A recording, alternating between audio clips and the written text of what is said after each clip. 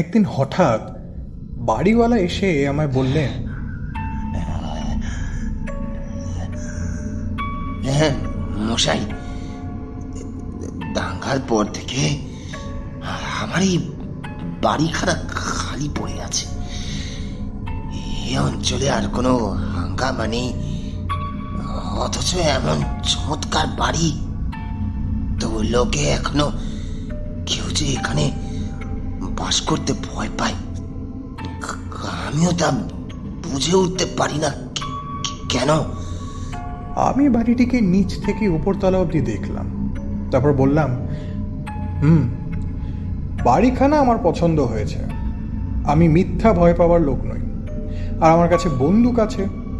কিন্তু আপনি কত ভাড়া চান? বেশি নয়, মাত্র 50টি টাকা। এ বাড়ির জন্য আগে আমি 125 টাকা ভাড়া পেত, কিন্তু এখন দিনকাল খারাপ, তার উপরে বাড়িখানার সুনাম আবার আমি ফিরিয়ে আনতে চাই। তাই আপাতত 50 টাকা করে পেলেও আমি খুশি হব। বললুম, তাই সই। লক্ষ্য করলুম বাড়িওয়ালা একটা অস্বস্তির নিঃশ্বাস ফেললেন। বুঝলুম ভাড়া কম হোক, এই পোড়ো বাড়ির জন্য অবশেষে একজন যে ভাড়াটিয়া জুটল, এইটাই সে সৌভাগ্য বলে মনে করছেন।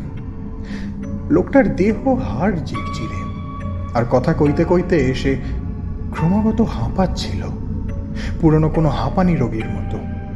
কিন্তু তার চোখ দুটো এমন উজ্জ্বল যে হঠাৎ দেখলে মনে হয় যেন জ্বলন্ত। আমার হাতে চাবির গোছা দিয়ে ধুঁকতে ধুঁকতে লাঠি ঠক ঠক করতে করতে সে চলে গেল। অথচ কেন জানি না, তাকে দেখে আমার কেমন অস্বস্তি বোধ হচ্ছিল, যেন সে কোনো ভারী অমঙ্গলের অগ্রদূত। এতদিন বিহারে ছিল আমার কর্মস্থল, এখন হঠাৎ বদলি হয়েছি কলকাতায়। পরিবারবর্গকে আপাতত বিহারে রেখেই আমার বিহারি বেয়ারা রাম সহায়কে সঙ্গে নিয়ে কলকাতায় এসেছি বাসাবাড়ির খোঁজে। আর পেলুমও একদম মনের মতো বাসা। ফ্লোরের ওপরে দিব্যি দোতলা বাড়ি, নিচে 4খানা ও ওপরে 2খানা ঘর, তার উপরে আছে রান্না ও ভাঁড়ার ঘর। সংসারে মানুষ বলতে আমি, আমার স্ত্রী ও 2টি ছোট ছোট ছেলে মেয়ে। সুতরাং এই বাড়িতেই আমাদের বেশ কুলিয়ে যাবে। গেলবারের সাম্প্রদায়িক দাঙ্গা হাঙ্গামা এখানে নাকি চরমে উঠেছিল। এই বাড়িতে যারা বাস করত তাদের কেউ কেউ মারা পড়ে, কেউ কেউ পালিয়ে যায়। আজ পর্যন্ত তারা আর ফিরে আসেনি। সেই থেকে বাড়িখানা পোড়ো হয়ে পড়ে আছে। বাড়িখানা শহরের উপকণ্ঠে, এর আশেপাশে ছিল কয়েকটা বস্তি। দাঙ্গার সময় মারামারি, লুঠরাজ ও অগ্নিকাণ্ডের ফলে সেগুলোর অস্তিত্ব প্রায় লোপ পেতে বসেছে। আজও সেখানে কোনো বসতি নেই, দেখা যায় কেবল জনশূন্য ধ্বংসাবশেষ। তাই প্রায় আধপোয়া পথ না পার করলে এখানে কোনো প্রতিবেশীর মুখ দেখবার উপায় নেই। কিন্তু সেজন্য বিশেষ মাথা ঘামালুম না, কারণ আমি নিজে কুনো মানুষ। আমার পক্ষে প্রতিবেশীরা অনেক সময় বিরক্তিদায়ক। ভৃত্য রাম সহায় অনেক বিহারীর মতো বেশ ভালো বাংলা বলতে পারত। আমি তাকে রাম বলে ডাকি। তাকে ইঙ্গিত করে বললুম, রাম, আজকের মতো তুমি বাড়ির দোতলাটা সাফ করে রাখো। আজই সন্ধ্যের আগে রাত কাটাবার জন্য জিনিসপত্র নিয়ে আমরা এই বাড়িতে এসে উঠব। যে আজ্ঞে হুজুর। ভাবতে লাগলুম, বাড়িখানা আমি ভাড়া নিতে রাজি শুনে বাড়িওয়ালার উজ্জ্বল চোখ দুটো অমন আরো বেশি জল করে উঠল কেন? তা কি কোনো আনন্দে, না তার অন্য কোনো রহস্যময় কারণ আছে? তবে এই প্রশ্নের উত্তর পেলুম সেই দিন রাত্রেই। আগেই বলেছি, বাড়ির দোতলায় মাত্র 2খানা ঘর, একখানা পশ্চিম দিকে আর একখানা দক্ষিণ দিকে। ঘর দুখানা বেশ বড় সড়ো, বাড়িতে এসে যখন উঠলুম তখন সন্ধ্যা হয় স্থির করলুম নিদ্রা দেবীর আরাধনার পক্ষে দক্ষিণের ঘরই প্রশস্ত।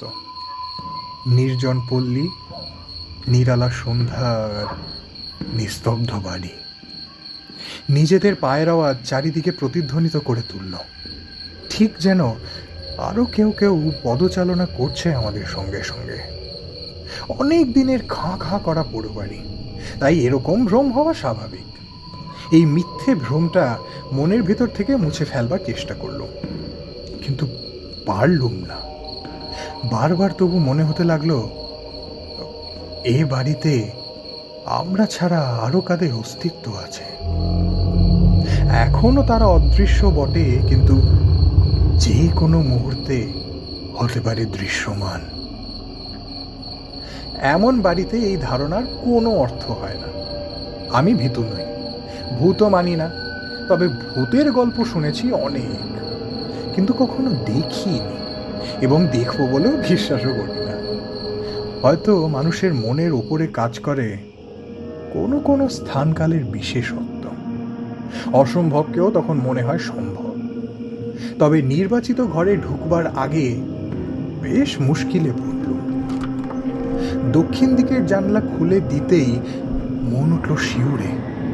পেলাম যেন কোনো গলে যাওয়া মৃতদেহের দুর্গন্ধ। নাকে কাপড় চাপা দিয়ে উঁকি মারলুম জানালার বাইরে। দেখলুম নিচেই রয়েছে পচা জলে ভরা একটা খানা, এবং তার উপরেই খানিকটা জমির উপরে ভাঙা চোরা লণ্ডভণ্ড জনহীন বস্তি। কোথাও জনপ্রাণীর কোনো সাড়া নেই। রাম, ওই ওই খানার ধারে নিশ্চয়ই কোনো মরা কুকুর বিড়ালের পচা দেহ পড়ে আছে। ও, এই দারুণ গরমে দক্ষিণের জানালা বন্ধ করে তো এ ঘরে থাকা যাবে না। চলো পশ্চিম দিকের ঘরে যাই। হ্যাঁ, তাই চলেন বাবু। পশ্চিমের ঘরে হাওয়া কম হলেও দুর্গন্ধ নেই, কিন্তু এখানেও অসুবিধায় পড়ল আরও এক কারণে। সুইচ টেপাটিপি করেও আলো জ্বালতে পারলুম না এই ঘরের। ভাবলুম ইলেকট্রিকের তার কোথাও খারাপ হয়ে গিয়েছে নাকি। অন্য কোনো উপায় না দেখে রামকে বললুম, তুমি বাজার থেকে বাতি কিনে এনো কাল সকালে। আজকের রাতটা তো কোনো রকমে কাটিয়ে নি, তারপর কাল সকালে উঠে অবস্থা বুঝে ব্যবস্থা করা যাবে।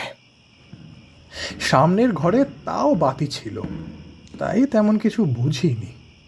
তবে এই ঘরে এমন কূপকূপে অন্ধকারের মাঝে কেমন একটা অহেতুক অশান্তির ভাব মনের মধ্যে চলতে থাকলো। তাও ক্লান্ত শরীর তেমন কিছু নিয়ে ভাবতে দিল না। অশান্ত মন নিয়েই শয্যায় আশ্রয় গ্রহণ করলাম। শেষ পর্যন্ত ঘুমিয়েও পড়লাম বটে, তবে ঘুমের মধ্যেও মনে হয়েছিল ঘরের ভেতরে কারা যেন নীরবে আনাগোনা করছে। কতক্ষণ পরে জানি না আমার ঘুমটা আচমকাই ভেঙে গেল। আমার মুখের ওপরে পড়ল যেন কার গরম নিঃশ্বাস। মনে মনে ভাবলুম আমি কি স্বপ্নালোকে বাস করছি, কিন্তু পর মুহূর্তেই অনুভব করলুম ঠিক আমার পাশেই আমার গায়ের সঙ্গে গা মিলিয়ে শুয়ে আছে আরো একটা জীবের দেহ, কোমল রোমশ জীবন্ত দেহ। স্পষ্ট শোনা যাচ্ছে তার শ্বাস প্রশ্বাসের শব্দ। সেই সঙ্গে পেলুম একটা জ্যান্ত গন্ধ। ধর্মর করে উঠে বসে এক লাফে বিছানার বাইরে গিয়ে পড়লুম, এবং পর মুহূর্তেই আচম্বিতে দপ করে জ্বলে উঠল ঘরের বৈদ্যুতিক আলো। কিন্তু হঠাৎ আলো জ্বলে ওঠার ব্যাপারটা আমাকে তেমন অবাক করল না, কারণ সবার আগেই আমার দৃষ্টি আকৃষ্ট হলো বিছানার দিকে। দেখলুম কে যেন আমার শয্যায় শুয়ে আছে, কিন্তু কি ওটা? ধীরে ধীরে বিছানার পাশে গিয়ে চোখ দুটো কচলে আবার দেখলাম। তবে আশ্চর্য, বিছানার ওপরে তো কেউ নেই। কেবল বিছানার ওপরে নয়, আমার বিস্ফারিত চোখ সমস্ত ঘরখানা আতিপাতি করে খুঁজেও সন্দেহজনক বা ভয়াবহ কোনো কিছুই আবিষ্কার করতে পারল না। ভাবলাম, এ কি ভ্রম? এ কি কোনো দুঃস্বপ্ন? কিন্তু তাই যদি হয়, তবে বারবার সুইচ নাড়াচাড়া করে বহু চেষ্টার পরেও যে আলো জ্বালাতে পারিনি এই ঘরে, আর এখন চেষ্টা করেও তাকে নেভাতেও পারলুম না। সবই অস্বাভাবিক ব্যাপার। তাড়াতাড়ি দরজা খুলে রামের নাম ধরে চিৎকার করে ডাকতে লাগলো। সে শুয়েছিল দরজার বাইরে বারান্দার উপরে। আমার চিৎকার শুনে সে ভিতরে ছুটে এলো হন্তদন্ত হয়ে। উত্তেজিত স্বরে বললুম, রাম, এতক্ষণ আমার বিছানার উপরে কে শুয়েছিল? আর আরো আচমকার বিষয়, চোখ চেয়ে দেখো, ঘরের আলোটা আপনা আপনি জ্বলে উঠেছে। আমার মুখের পানে ফ্যাল ফ্যাল করে তাকিয়ে রাম অসহায়ের মতো থ করে দাঁড়িয়ে রইল, বোবা মূর্তির মতো। সে কি ভয় পেয়েছে নাকি বেশি হতবম্ব হয়েছে তা বোঝা গেল না। আমার বিছানার দিকে চেয়েই আমার বুকটা ধড়াস করে উঠল। ও আবার কি ব্যাপার? বিছানার চাদরের ওপরে রয়েছে কতগুলি কাদা মাখা পায়ের ছাপ। দেখতে অনেকটা বিড়ালের থাবার মতো, কিন্তু সেগুলো বিড়ালের থাবার চেয়ে অনেক বড়। আমি চেঁচিয়ে বলে উঠলুম, হলপ করে বলতে পারি, আধ মিনিট আগে ওই থাবার দাগগুলো ওখানে ছিল না। আতঙ্কগ্রস্ত কণ্ঠে রাম বলল, হুজুর, বাইরে চলে আসুন, এই ঘরে থাকার কোনো প্রয়োজন নাই, চলে আসুন। বাইরেই চলে এলো, একেবারে বাড়ির বাইরে। শেষ রাতটা কাটলো রাস্তার ধারে রোয়াকের উপরে। সকালে বাড়িওয়ালার সঙ্গে দেখা করে সব কথা খুলে বললাম। বাড়িওয়ালার আবার হাঁপানির টান। সামলাতে সামলাতে হাসবার চেষ্টা করে বললেন,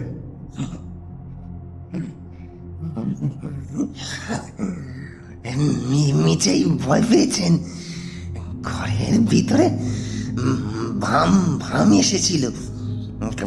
পাশের খানায় ভাম থাকে। কিন্তু সে বন্ধুঘরের ভেতরে এলো কেমন করে? জানলা দিয়ে, জানলা দিয়ে। আশ্চর্য, ভাম কখনো একতলা থেকে দোতলায় লাফিয়ে উঠতে পারে? আপনি বুঝছেন না, দোতলায় যখন উঠেছে নিশ্চয়ই পারে। বেশ, ধরলুম তাই। কিন্তু ভাম যখন ঘরের ভেতরে নেই, তখন তার পায়ের চিহ্ন বিছানার উপরে পড়লো কেন? আপনি ভুল দেখেছেন, পায়ের চিহ্ন আগে থেকেই বিছানার উপরে ছিল। আর ইলেকট্রিক লাইটের ব্যাপারটা? তারের ভিতর গলদ থাকলে অমন ব্যাপার মাঝে মাঝে হয়। আপনি পাখা চলে, আপনি আলো জ্বলে। যাই হোক মশাই, আজই আমি সব ব্যবস্থা করে দিচ্ছি, আপনার কোনো ভাবনা নেই। বুঝলাম, বাড়িওয়ালার কোনো অজুহাতের অভাব নেই। শুকনো হাসি হেসে বললুম, না, আমার আর কোনো ভাবনাই নেই, কারণ আজকেই আমি অন্য বাড়ির খোঁজে বেরিয়ে পড়ব।